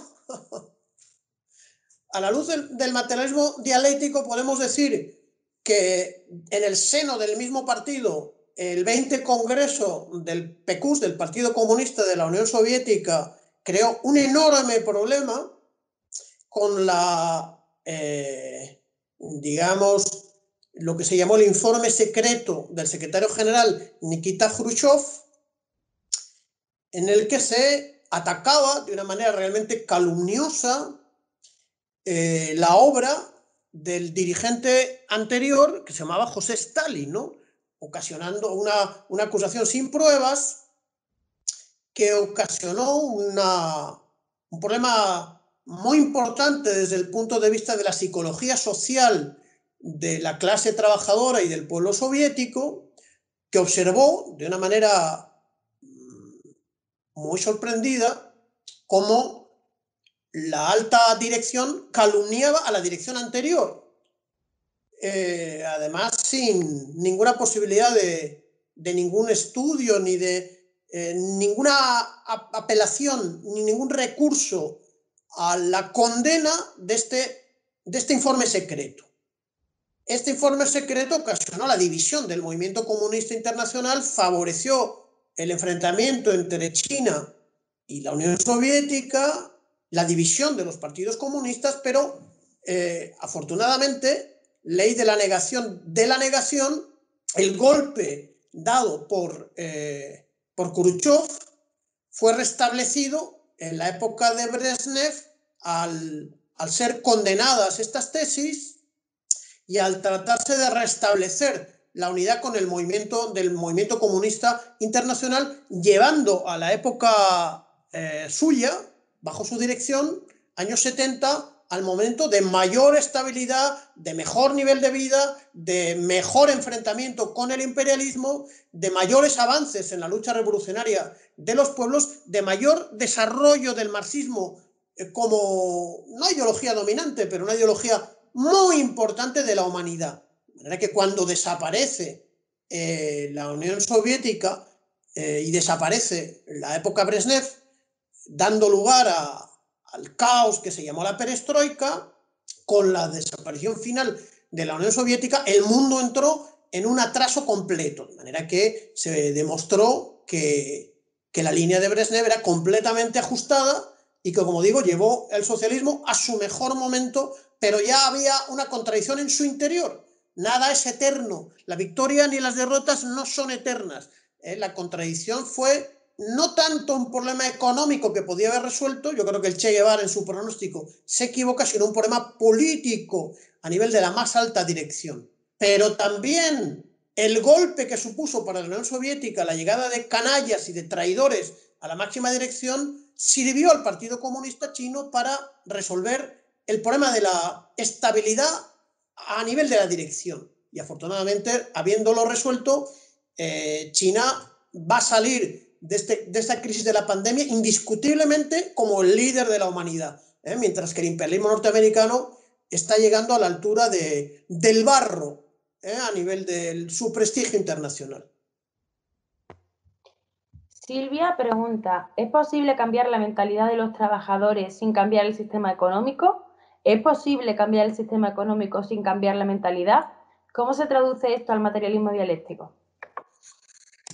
Mira, lo que no es posible es cambiar la mentalidad de los trabajadores que están sometidos a la presión ideológica del sistema capitalista sin que haya un partido de clase que los eduque de una manera permanente, sabiendo que sin tomar el poder y sin tener el control de los aparatos ideológicos, nunca va a ser absolutamente hegemónica la mentalidad y la conciencia socialista, pero sí el partido de la clase obrera puede educar a sectores significativos de la clase trabajadora, como ha pasado en varias partes del mundo, ¿no? En el que sin tomar el poder, los trabajadores han avanzado en su nivel de conciencia, de organización y de lucha. Podemos poner el ejemplo de Francia.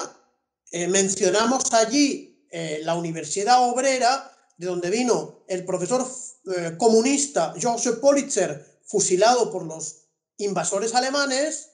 Podemos hablar también de la Italia, de los trabajadores, cuyo movimiento obrero revolucionario fue capaz, junto con Gramsci, de crear un muy importante partido comunista, y en muchos momentos del siglo XX la mentalidad socialista, la cultura socialista avanzó mucho, se hizo no hegemónica, pero muy general en Italia, ¿no? Ahora, cuando la revolución triunfa, no hay duda que se emprende otro proceso de construcción de una cultura, de una ideología y de una conciencia socialista, que depende de dónde sea el origen cultural de cada país, podrá tener mayor o menor tiempo en su desarrollo. Siempre en China se ha dicho que había muchos siglos por detrás, milenios incluso, de mentalidad feudal. Uno piensa cuánto le costaría a una España socialista alcanzar una mentalidad dialéctica cuando la revolución liberal burguesa no triunfó en España, sí triunfó en Francia, ¿no? Es posible que también los plazos dependen del pasado que tiene. Por eso Marx habla mucho de que la nueva sociedad sale de las entrañas de la antigua. Espero haberle respondido a la compañera. David pregunta, la dialéctica habla de procesos que se desarrollan y que cambian lentamente. Pienso, por ejemplo, en la construcción del socialismo. En cambio, cuando usamos la palabra socialismo, solo nos referimos a países que ya tienen una dictadura del proletariado y una economía planificada, etc. Pero no llamamos socialismo a los procesos que ocurren en Venezuela. ¿No es esto contradictorio desde este punto de vista? No hay ninguna contradicción, y además decirle que la dialéctica no señala necesariamente que los fenómenos tengan que ser lentos. Son lentos, son rápidos, depende la acumulación de fuerzas, depende las partes que intervienen en los procesos contradictorios, las condiciones históricas y materiales que se dan. Yo quiero reivindicar una teoría de la Academia de Ciencias de la Unión Soviética, del Partido Comunista de la Unión Soviética, que me parece plenamente válida, que era el desarrollo no capitalista de los pueblos sometidos al dominio del imperialismo. Es decir, un nivel de desarrollo, una formación económica y social que abandona la orientación capitalista, pero que no tiene todavía las fuerzas económicas, sociales, políticas, para construir de una manera abierta el socialismo. Esa teorización tan acertada de la Unión Soviética, de Brezhnev, le vale muy bien a la Venezuela bolivariana, que va orientada hacia el socialismo, pero que tiene que atravesar indiscutiblemente por una fase de desarrollo capitalista de nuevo tipo, bajo la dirección de un Estado de nuevo tipo, en el marco de lo que Mao Zedong y también el profesor Núñez Tenorio habla, revolución nacional y democrática, que no es ni puede ser una revolución socialista, pero que va camino de ser una revolución socialista, porque no hay las condiciones iniciales, pero se van creando las condiciones iniciales tanto desde el punto de vista del desarrollo de la conciencia como desde el punto de vista del desarrollo económico e industrial. Lo que es absolutamente absurdo es que en un país completamente subdesarrollado como era la antigua colonia portuguesa Mozambique, el frelimo del camarada mártir Zamora Machel hablase de construir el socialismo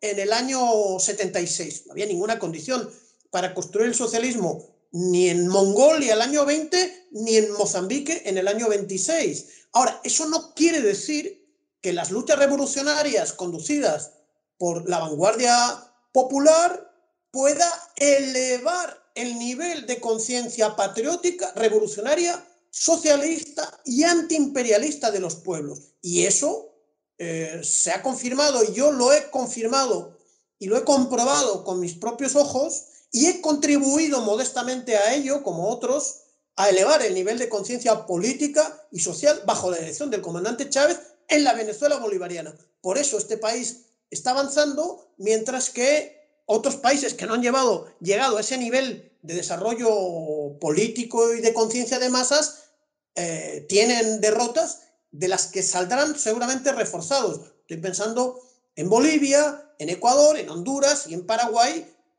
donde esas derrotas momentáneas seguramente fortalecerán y fortalecen el nivel de conciencia de sus pueblos.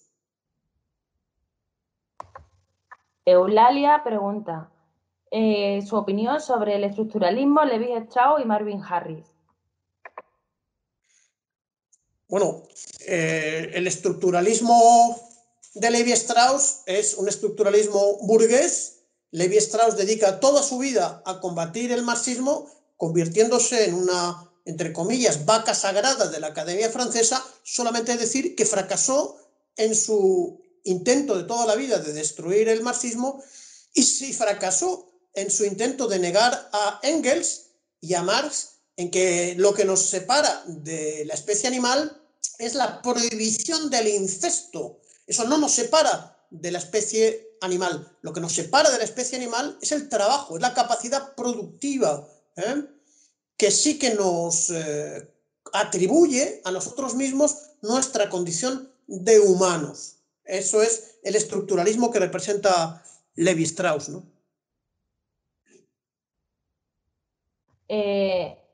Ramilek K, y anteriormente también había preguntado al respecto Carlos Loarca, pregunta, me gustaría si puede hablar acerca de que el posmodernismo es la actual expresión del idealismo, ya que este es un movimiento que influye en formas devastadoras en las juventudes de América Latina. Creo que es necesario dar una lucha feroz contra esta corriente. Sí, yo estoy completamente de acuerdo. El posmodernismo es la negación de la ciencia. El posmodernismo académico corresponde a lo que el filósofo marxista húngaro George Lukács llama en su obra más importante el asalto a la razón. Es decir, el capitalismo imperialista en su descomposición intelectual promueve el posmodernismo, que niega las leyes de la ciencia social, niega la lucha de clases, niega las clases, lo niega todo, ¿eh?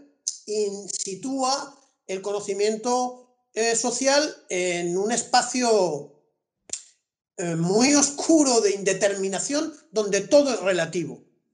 El posmodernismo corresponde a una etapa muy atrasada del pensamiento humano y ojalá pueda ser erradicado por una nueva oleada del pensamiento marxista que invada las academias, las universidades y los movimientos sociales y populares. Nosotros haremos lo que podamos, no podemos mucho, pero lo intentaremos. Como decía antes, Carlos Loarca también había preguntado al respecto y la pregunta de Carlos era ¿cómo identificar el discurso y práctica del posmodernismo? Se identifica fácil, aunque es verdad que a veces el posmodernismo se trata de disfrazar de izquierda progresista socialdemócrata, a veces tiene un discurso radical y a veces, como los virus, se muta, ¿eh?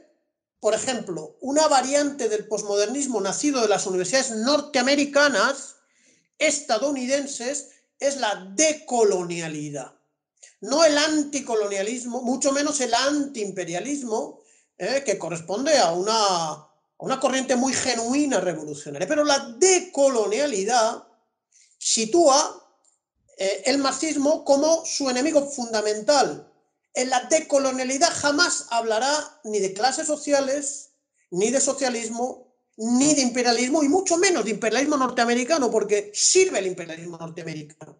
Lo que sitúa, lo que está obsesionado la decolonialidad como el último avatar aparentemente progresista del posmodernismo es el eurocentrismo.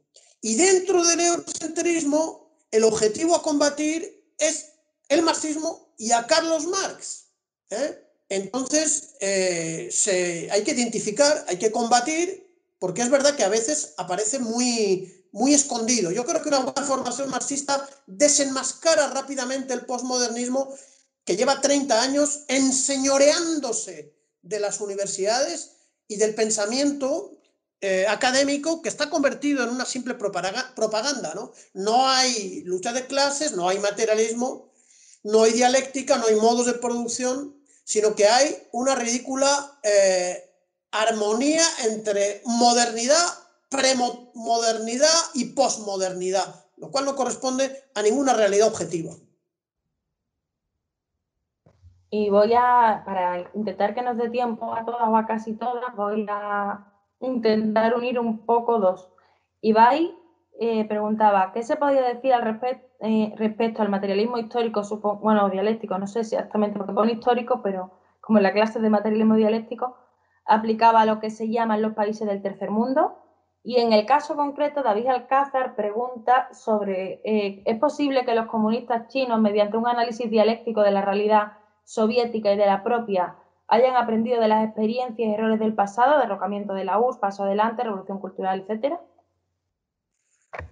Bueno, la visión dialéctica, ¿no?, respecto a los países del tercer mundo es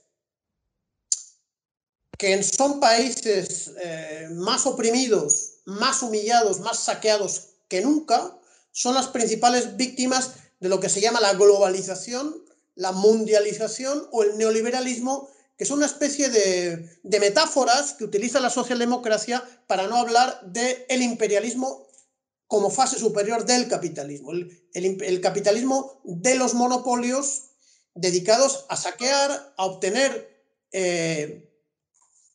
digamos, recursos, materias primas baratas, a imponer mediante la guerra el saqueo, como digo, de estos pueblos, dando como resultado situaciones realmente de profunda explotación.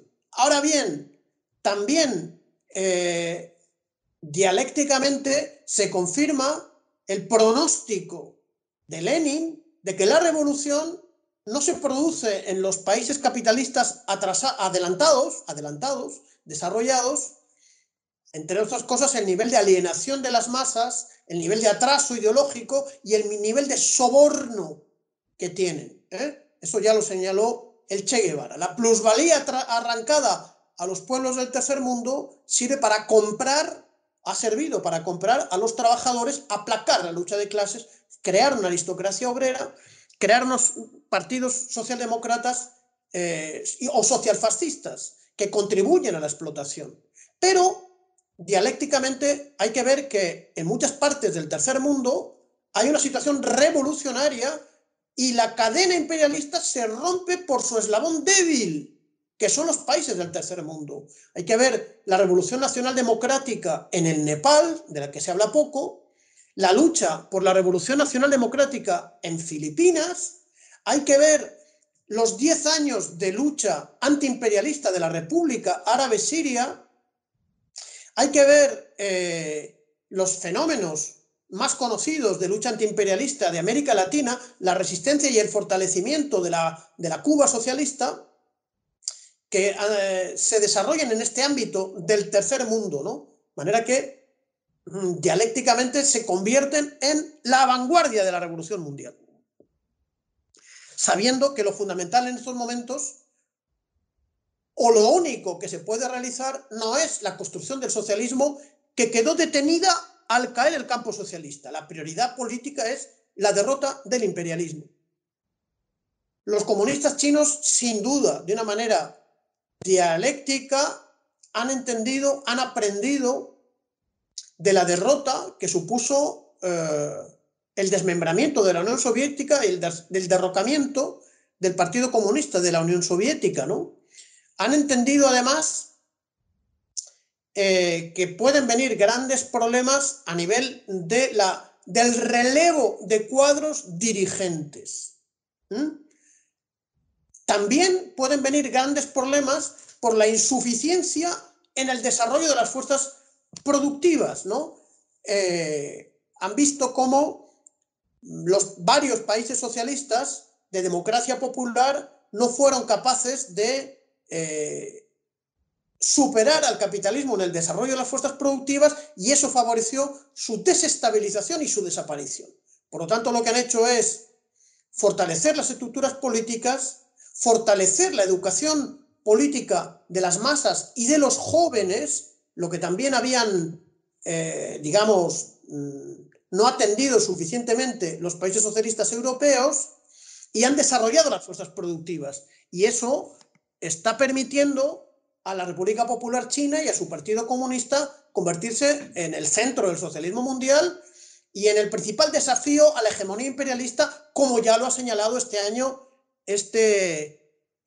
señor que es Mike Pompeo, el consejero, el secretario de Estado norteamericano, que señala que el principal desafío existencial que tiene el sistema imperialista se llama China popular. De manera que sí que ha habido lecciones aprendidas por un partido comunista chino que maneja con sabiduría el materialismo dialéctico en sus análisis, en su observación de la realidad y en las conclusiones políticas que se desprenden de su trabajo de investigación.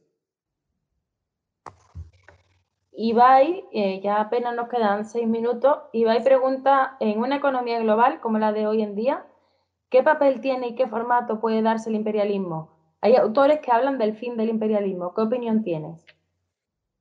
Bueno, probablemente será Fukuyama, uno de los autores, ¿no?, que señala el fin de la historia. El imperialismo tiene hoy mucha más vigencia y mucha más fuerza, es mucho más agresivo, es mucho más criminal, es mucho más reaccionario que cuando Lenin escribió su obra extraordinaria, ¿no?, el imperialismo, fase superior del capitalismo, donde señalaba que el capitalismo ya había pasado de su fase de la libre competencia a la fase de los monopolios. Es completamente imposible entender lo que pasa en el mundo sin conocer la obra de Lenin que Pablo Jiménez me permitió convertirla en una asignatura en los estudios de economía política de la Universidad Bolivariana de Venezuela, ¿no? De manera que el imperialismo, vamos a ver cómo sale de esta pandemia, pero no va a caer, sino que está muy fuerte, salvo que sea derrocado, ¿no? Salvo que sea derrotado y sustituido por otras relaciones económicas y sociales de lo que se llama un mundo multipolar, del triunfo de las revoluciones nacionales democráticas, de la extensión de la influencia de China popular en alianza con Rusia, etc. Cuando cambie la correlación de fuerzas y cuando sea obligado a desaparecer de la historia el imperialismo. Eso es lo que puedo decir. La economía global esconde las relaciones imperialistas que son más salvajes y más depredadoras que nunca. Es más, es la prioridad absoluta de la especie humana es derrocar el imperialismo. El imperialismo está mostrando además su carácter bárbaro en la manera que trata a su propia población en sus propias metrópolis, ya se llámese Reino Unido o llámese los Estados Unidos de Norteamérica, que va camino de 2 millones de afectados, va a ir camino de centenares de miles de muertos. Eso probablemente le va a significar un debilitamiento, ¿no? Estamos en un momento de gran cambio en la correlación de fuerzas mundial. Por eso el estudio del materialismo dialéctico es de la mayor importancia. Quedan algunas preguntas. Estamos pendientes también de todavía responder a otras anteriores y nos disculpamos, vamos al ritmo que podemos, pero no va a dar mucho tiempo porque quedan apenas 3 minutos para acabar la clase. Sí que preguntaban si existía algún otro libro de Pulitzer y entiendo que hay interés por conocer algo más de él, así que a lo mejor para terminar en un minutito, que es lo que queda, pues podría comentar algo al respecto sobre Pulitzer, él o lo que sea. Sí, el camarada mártir, profesor, miembro del Partido Comunista de Francia, húngaro de nacimiento, Georges Pulitzer, jamás escribió ningún libro. Su obra fue crear, siendo profesor de la Sorbona de París, crear con el partido la Universidad Obrera. Sus cursos fueron tomados y sintetizados por sus alumnos, que se convirtieron en su obra de principios de filosofía, principios elementales de filosofía, ¿no? Y eso se hizo años después de haber sido fusilado por los nazis en Mont Valérien, con otros dirigentes del Partido Comunista de Francia que tomaron las armas para defender la independencia de su patria, tras el llamamiento que hizo el Partido Comunista de Francia, que creó una organización de guerrilla llamada francotiradores y partisanos, francs-tireurs et partisans, para echar con las armas a los invasores alemanes. Y uno de los primeros mártires fue el extraordinario profesor Pulitzer, ¿no? Él unió con su sangre la acción revolucionaria antifascista con su vocación de elevar el nivel ideológico de las masas trabajadoras francesas para el triunfo de la Revolución Francesa. Tiene una única obra que nosotros en la bibliografía que tienen ahí que tienen en la carpeta, está a su disposición porque está subida a internet hace mucho tiempo, y es una obra muy interesante que hemos tratado de asimilar y que sería objeto de un largo estudio en un acercamiento un poco más profundo a esta extraordinaria maravilla que es el materialismo dialéctico, ¿no? Pues muchas gracias, profesor, muchas gracias a todos. Como hemos indicado, trataremos de ir dando respuestas a todas las preguntas al ritmo que más o menos podemos seguir, y nos vemos en la próxima clase, que es el próximo jueves, y un placer estar con vosotros. Gracias, Carmen. Muchas gracias a todos vosotros.